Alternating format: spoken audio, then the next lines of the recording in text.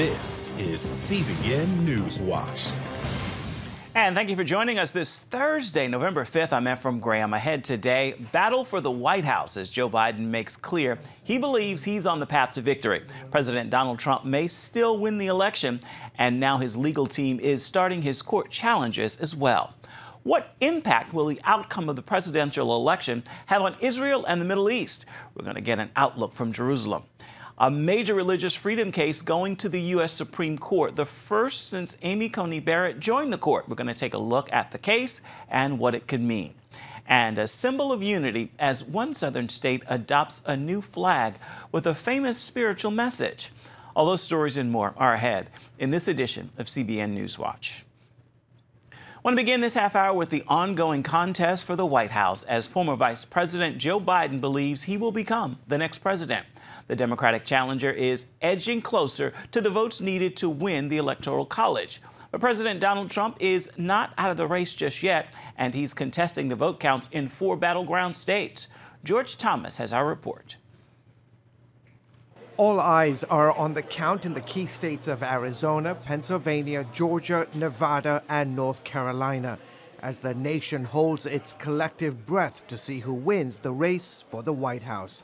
Biden got closer last night with projections that he'll win Michigan and Wisconsin, putting the Democrat challenger's electoral tally at 253 to Trump's 214. 270 Electoral College votes are needed to win the presidency. I'm not here to declare that we've won, but I am here to report when the count is finished, we believe we will be the winners. The Trump campaign believes it still has a chance. The president would have to win either Arizona or Nevada and still sweep Georgia, Pennsylvania, and North Carolina. While the counting continues, the president's team filed lawsuits in Pennsylvania, Michigan, and Georgia, laying the groundwork for contesting battleground states' election results. In Pennsylvania, the president is leading Biden, but with large amounts of mail-in ballots yet to be counted, the Trump campaign is seeking to stop counting ballots that arrived after Election Day, claiming it's not been given proper access to observe the process. Not a single Republican has been able to look at any one of these mail ballots. In Michigan, Trump supporters protesting at vote-counting centers in Detroit over similar claims. Michigan's Attorney General insisting both parties have access to the counting process. Meanwhile, Republicans look poised to hold the Senate, even as Michigan's Democratic Senator Gary Peters has been declared the winner there. On Wednesday, Maine's Senate race was called for Republican incumbent Susan Collins. GOP candidates are currently leading in races still undecided in North Carolina, Alaska, and Georgia. Overnight, as votes continued to trickle in, this was the scene in Portland, Oregon, as the National Guard was called out to stop widespread violence and destruction by protesters. 11 people were arrested as authorities in the city said the protests had turned into a riot. George Thomas, CBN News. So much to cover. Our CBN News senior editor and political analyst John Wagi is here now with a closer look at the elections and the results of so many races still outstanding. So right now, what's the president's path to win? Well, Ephraim, it starts with the 3 states that he has had the lead in, Georgia, North Carolina, and Pennsylvania. He still leads in all 3 of those states, but at the same time, the challenges are going forward in Wisconsin and Michigan. They've also put up a challenge in Georgia, even though he continues to lead in that state. So those are the pathways right now, and he would have to flip one of those states he's challenging in Wisconsin and Michigan, or he has to win Arizona or Nevada. So he still has a pathway, but it's a much more narrow one and a much more rocky one than it was. What about the Senate? Are the Republicans likely to maintain control? It looks that way. And, you know, even there, I don't know if there will be recounts or challenges. It's this Michigan race where Gary Peters, the Democrat incumbent, has been declared the winner. You know, John James may challenge that one, or at least call for a recount. I don't know if it's in the margin. But in the meantime, there are Republicans with fairly comfortable leads, slim leads, but fairly comfortable leads. So they would two of them would have to lose in order to to lose the Senate. So it looks like the Senate is going to stay in Republican hands. Now, President Trump made a real point of reaching out to minorities, and there are reports right now that he made real gains among Latinos and black men. Will the Republicans do the work to keep that outreach going? I don't think there's any question about it, Ephraim, and I think part of that is they made a solid case during the last year of election campaigning that basically African American leaders, and including in the entertainment community, were saying, "What really have we received from the Democratic Party? Has our total allegiance, has that really netted us something that's valuable?" And I think that question will continue to resonate, especially if President Trump is reelected by some means here, and he continues with these reform programs, including financial and business incentives in the African American community. I think that will happen. And with the Latino community, he made real gains that showed up in Miami-Dade and delivered Florida for the president. That's right. John, we want you to stay with us. We're going to talk about this next story as well. As indicated, lots to cover today. And that next story is this: the impact of the election on America's foreign policy in the Middle East. President Trump and Joe Biden have dramatically different visions for the Middle East. Chris Mitchell takes a look at how the results of this election will impact this critical region of the world. It's a fateful election for the Middle East and Israel. That especially includes Iran, Saudi Arabia, and prospects for peace. Both former Vice President Biden and the incumbent President Trump have stated what would be their policies for the coming 4 years. And in certain ways, they differ fundamentally, even dramatically. Former ambassador to the U.S. Michael Oren believes a Biden administration would reverse certain Trump policies that benefit his country. The main issue for Israelis is the future of the Iranian nuclear deal that the Obama administration forged in 2015 and President Trump ended in 2018. Both the former vice president and his running mate, Senator Harris, have said unequivocally that they intend to renew the Iran nuclear deal of 2015. If Iran returns to the levels of uranium enrichment established by that deal, it's not very difficult for Iran to do, and that means lifting sanctions, and that has profound ramifications for Israel and the Middle East. Current Ambassador David Friedman tells CBN News renewing the deal would be a disaster. Iran is a very dangerous country. We have made Iran far less dangerous than they were 4 years ago. The worst thing we can do right now when we have them on the ropes is to let the pressure off. A recent poll shows more than 60% of Israelis would prefer a second Trump term. Reasons given by those supporting the president point to decisions such as moving the U.S. Embassy to Jerusalem, recognizing Israeli sovereignty over the Golan Heights, and the recent Abraham Accords. And we want to show them that how much we are thankful for what we've seen in the past 4 years. Yet Hezi Kugler of Democrats Abroad says Democratic presidential candidate Joe Biden has been a longtime Israel supporter and understands security. Joe Biden was one of the people who was central in the inception of the strategic relationship between Israel and the United States. Oren says regardless of who wins, Israel will be looking to maintain its traditional close relationship with the U.S. Chris Mitchell, CBN News, Jerusalem. So, John, say Joe Biden does win, and as we've heard, they want to renew the Iran nuclear deal. How would Israel react to that? Well, Israel would go back into kind of a retreat mode where if Benjamin Netanyahu continues to be the prime minister, he would have to stand alone on the world stage and defend Israel's interests. He's already proven under the Obama administration that he will do that Israel will not retreat on this issue, but they may have to retreat diplomatically to some extent.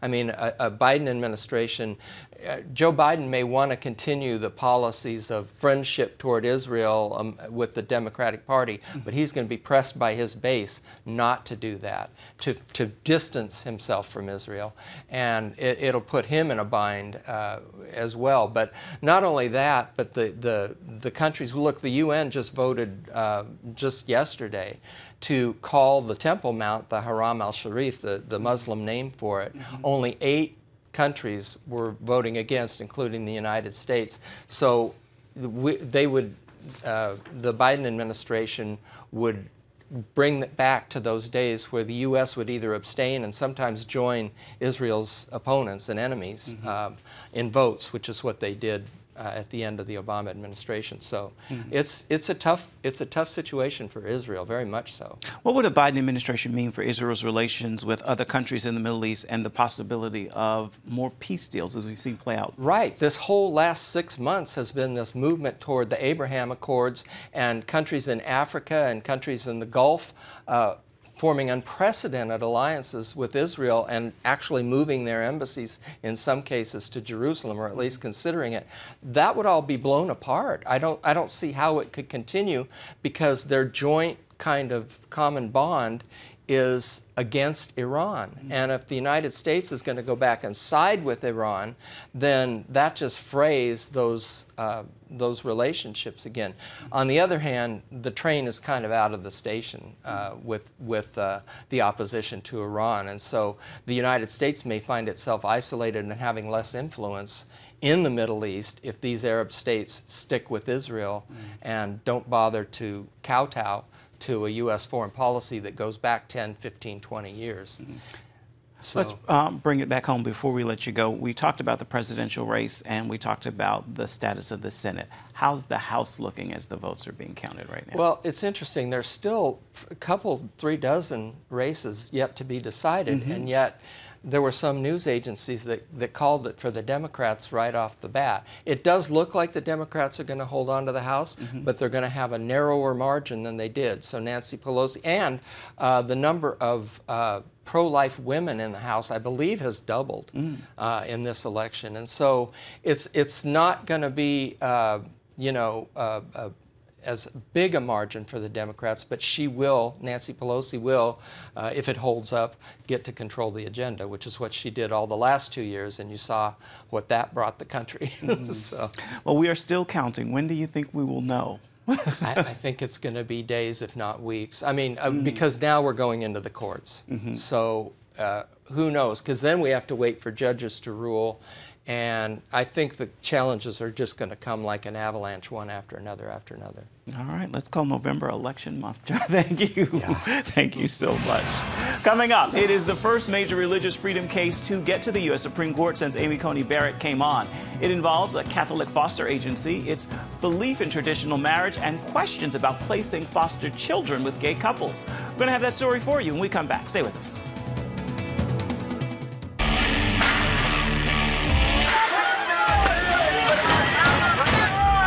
Having sex before you marry is a bad idea. Don't tell me there's no such thing as gun violence. That just depends on your definition of when life begins. Watch Dan and Dale tackle trending topics that test your faith on the next Faith Wire, Monday night at 9:30. The Global Lane takes you around the world, providing facts over fiction. What might rising trade and geopolitical tensions mean for you on the home front? With over 45 years of experience, award-winning journalist Gary Lane brings you the truth from a global angle. What about the issue of immigration? World news analysis you won't see anywhere else. And it's all right here on the Global Lane. Watch The Global Lane, Thursday night at 9:30.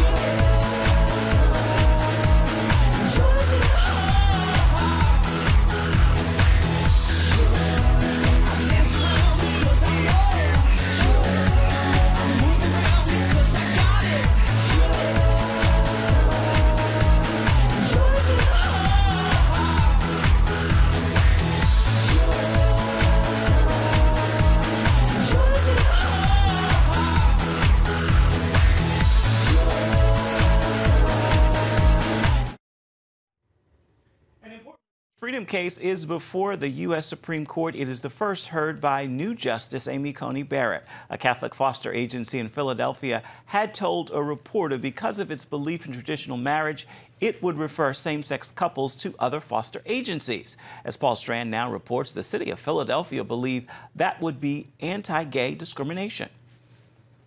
Catholic Social Services never actually had a same-sex married couple asked to foster a child through the agency.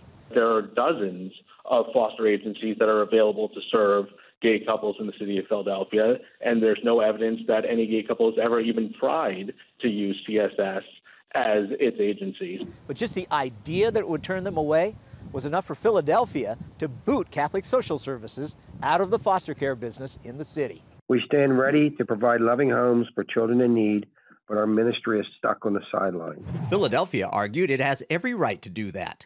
The government has broad powers to impose conditions on contractors like CSS that stand in the government's shoes performing government functions. Here the city is reaching out and telling a private religious ministry, which has been doing this work for 2 centuries, how to run its internal affairs, and trying to coerce it to make statements that are contrary to its religious beliefs. That's why this is a religious liberty case. Philadelphia was basically demanding the agency give up its biblically based belief about marriage to do work with the city. Or as Justice Alito put it, the city can't stand the message that Catholic Social Services and the Archdiocese are sending by continuing to adhere to the old-fashioned view about marriage. Isn't that the case? The statements that have been made by various officials make clear that the reason they're doing that is because they view this as some sort of odious anachronism. A foster mom in this case said Philadelphia is harming children who need families. It felt like I had been kicked in the stomach the day I learned the city was closing down Catholic Social Services foster program, despite a severe shortage of foster families. Even as they legalized same-sex marriage a few years ago, the justices warned many religious believers would have to be protected because their beliefs about homosexuality aren't just personal opinions, they're determined by their holy scriptures. Now it's time to see if the justices themselves will protect those beliefs. Paul Strand, CBN News, reporting from the Supreme Court. Still ahead, war crimes. That's the charge over the fighting between Azerbaijan and Armenia. Human rights groups say cluster bombs are being used against civilians. We're going to hear from Chuck Holton about what he saw when he was actually in the war zone. We've got that story for you when we come back.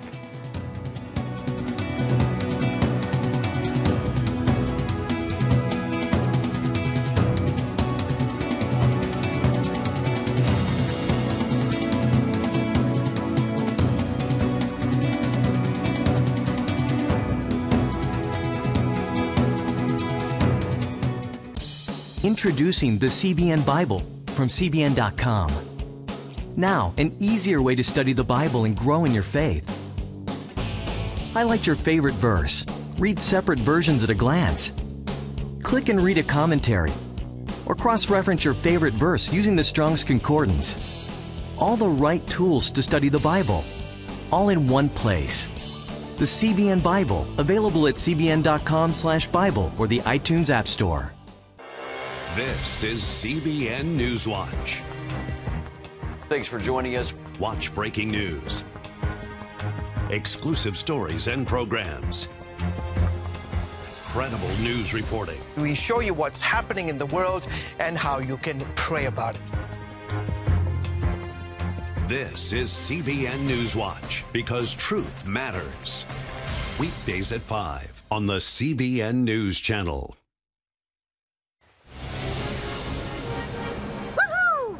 Superbook fans, here's something else you'll love. It's the new Superbook Bible app. It's packed with games, activities, and Superbook episodes that you can watch for free. Oh no! There's trivia, a fun daily devotional, and answers to your Bible questions. Plus, an easy-to-understand Bible the whole family will enjoy. You can even create your own Superbook character. Ta-da! Whoa! Millsburg Falls man, come. Sorry, pardon me. Sorry, excuse me. Ouch! Are you getting this? Earn super points to win daily prizes too, and so much more. Time to get back to my adventures. See you soon. It's the new Superbook Bible app. Free downloads on iTunes, Google Play, and Amazon. The United Nations is examining the possibility war crimes are being committed in the warfare that's broken out between Azerbaijan and Armenia. The charge is war crimes are taking place against the people of the Nagorno-Karabakh region, where the fighting has been going on since late this summer. Both Amnesty International and Human Rights Watch now say cluster bombs are being used against civilians there. That would violate an international agreement banning those munitions. Appearing on this week's episode of The Global Lane, CBN News' contributing correspondent Chuck Holton explains what he witnessed while reporting from the war zone. I certainly saw evidence of cluster bombs being used in the capital city of Artsakh, which is called Stepanakert, and this is the center of the Nagorno-Karabakh region. Now, the people of that area say that those sorts of cluster bombs are being used on an almost daily basis. They certainly were used one of the days that I was there, and we saw proof of that in the damage that they caused, and it's a very particular kind of damage caused by cluster bombs, and then also in the empty shells of the delivery devices, the missiles that were used to deliver the cluster bombs, which unfortunately were made in Israel. Yes, that's what we've heard. And I understand that it's not just the Armenians that are being targeted, but also Armenia using them against Azerbaijan. Neither one signed the convention on banning those munitions.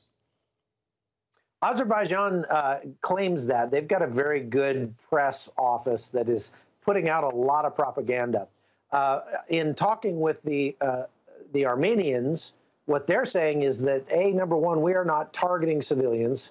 If we target a military installation or military target and sometimes the bombs miss by a little bit and hit a civilian area, we actually are warning the areas that we're going to fire upon before we fire upon them. So there's been a lot of talk about the bombing of the city of Ganja. Well, the president of Artsakh actually warned the city of Ganja that they were going to bomb it before they did. They actually put out a list of the targets that they were going to aim at, the military targets. And what they're saying is that in the case of the bomb falling on an apartment complex, that was nearby one of the targets, and the missile just missed. Now, I don't, this is what they're saying. This is their side of the story. Obviously, the Azeris have a different story, but I can tell you that one of the things that I've noticed, the Azeris are not very good at their propaganda efforts in their accuracy, because, for example, they put out a photograph of a missile that they claimed came from Azerbaijan that had gone through a roof, through a ceiling, and through a wooden table and embedded in the ground and did not explode. The only problem was the missile was backwards. So the nose of the missile was sticking up in the air, and the tail of it was embedded in the ground. So it doesn't lend a lot of credibility to what they're saying when it's obvious that they are concocting some of the photographs and propaganda that they're putting out. So, Chuck, finally, what do we do to see peace there? I know that the people have talked about possibly another referendum to determine the future of the region. Do they want another one? There's only one side in this conflict that's trying to take land that it didn't already occupy, and that's Azerbaijan. The Armenians definitely want peace and would love to see peace right now, tomorrow. Unfortunately, the Azeris have been using very inflammatory rhetoric and say that they are going to not only wipe out the people of Nagorno-Karabakh, but they're going to continue on and wipe out Armenia in full, which makes this an existential threat for the Armenians, and they're going to fight to the finish. Okay, good work there, Chuck Holton. Thanks so much for courageously taking the risk to travel into another war zone to bring us that update. We appreciate you, Chuck. Thank you. And you can see more on the Global Lane, including a look at the controversial liberal activist George Soros tonight at 9:30 Eastern on the CBN News Channel. Coming up, voters in a southern state approve a new flag designed to bring unity along with a spiritual message. We're going to bring you that story when we come back. Stay with us, please. Christians around the world are standing with the Israelis. But why? In CBN's free magazine, Friends of Israel, you'll discover why Christians are supporting the Jewish state, how Israel is fulfilling prophecy as a light to the nations, and ways you can pray for the people of Israel. Israel needs the support of friends like you. Call now or go to CBN.com to get your free copy of Friends of Israel. Heavenly Father, we do thank you for the work of your Spirit, Lord God, with this movement of getting the Bible, yes, Lord, into public schools.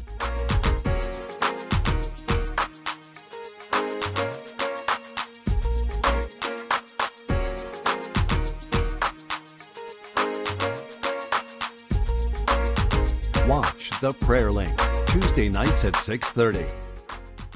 Hey, if you're tired and exhausted all day, you can't think clearly, and you really just need a cup or even a pot of coffee to get through your day, then join me, Dr. Josh Axe, for this new series where I'm going to teach you how to transform your diet and use essential oils and supplements to get a better night's sleep.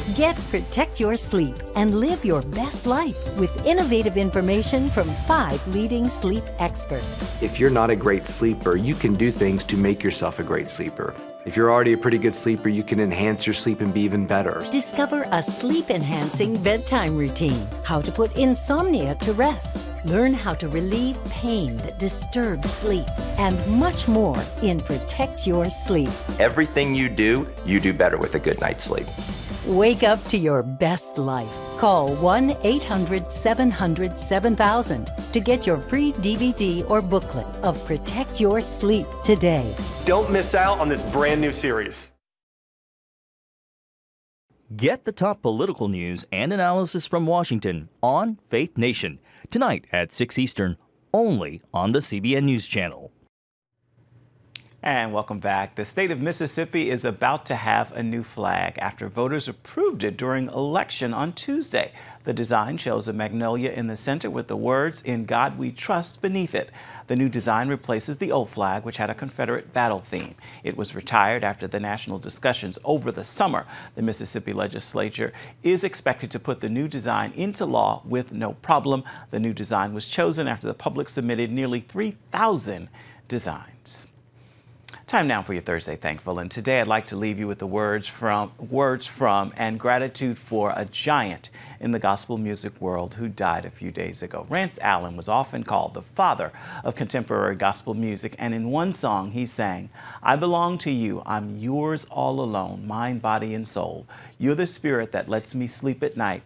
Then I wake up early in the morning knowing everything is going to be all right." We need that message. Rance Allen was 71, and his music is still ringing in the ears of millions, including myself.